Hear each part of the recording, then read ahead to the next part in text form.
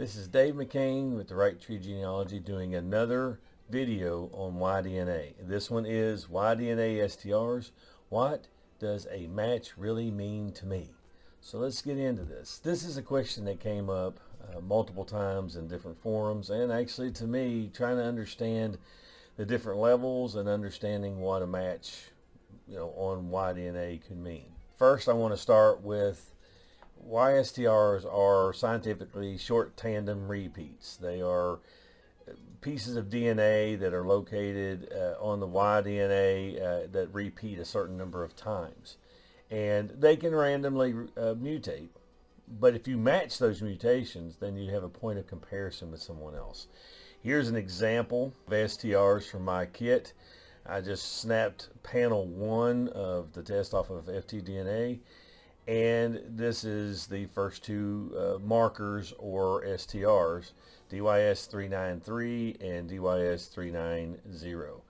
If you notice, there are 13 repeats for me for the DYS393 and 24 repeats for me for DYS390.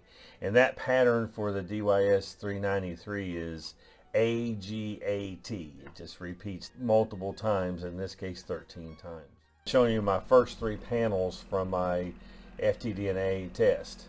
And it's panel 1 is STRs 1 through 12, panel 2 is 13 through 25, and panel 3 is 26 through 37.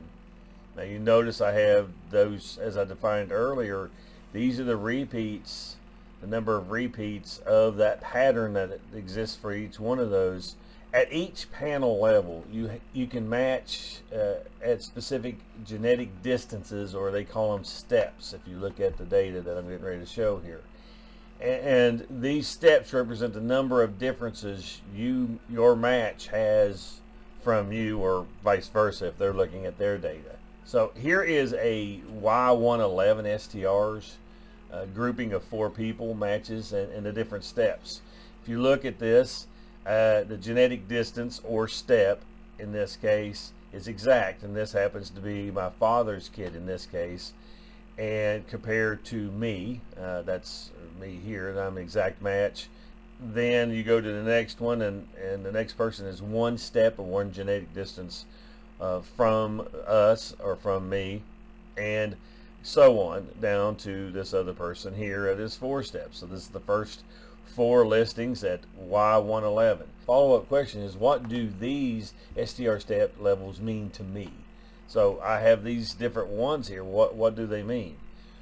Well, in general, the fewer the genetic distances or steps you have, the closer relationship the person is to you. Now, it also could be, though, that these people are really close related to you, like a father and son relationship here with my father and I, or they could be a distance of a few thousand years. Now, I will say these two we actually do know are second cousins once removed to my father, or second cousins twice removed to me. However, again, there's steps here, even if the distance is relatively close. So what does a match really tell me? STR matches give you a direction beyond the original testing that you've done on ATDNA or paper trails that you've worked on. So by comparing paper trails and possibly encouraging the person to upgrade to Big Y, you can actually refine your attachment to that person, or find where you are more closely related with those tests. There's one thing to point out here is that matches on STRs, and particularly starting at 37 STRs, will match you within a few hundred years, or it could be a few thousand years. It depends on what panel, as I was referencing earlier, that you've tested to. So in general, the fewer the steps difference, the closer you are on most recent common ancestor, or MRCA. Now there are exceptions to this, and let me go ahead and flip to that page that represents this. This tester on this page here is 9 steps at Big Y. The person is actually in the next closest to my McCain branch. However, he's 9 steps from me at 111 testing. He has a lot of mutations that I do not. This person could have been excluded if we did not count the fact that he is now big Y tested and is in my next closest branch. Again, this goes back to what I'm talking about here on this conclusion is there are exceptions to this rule of the fewer the genetic distance or steps, the closer they are to you.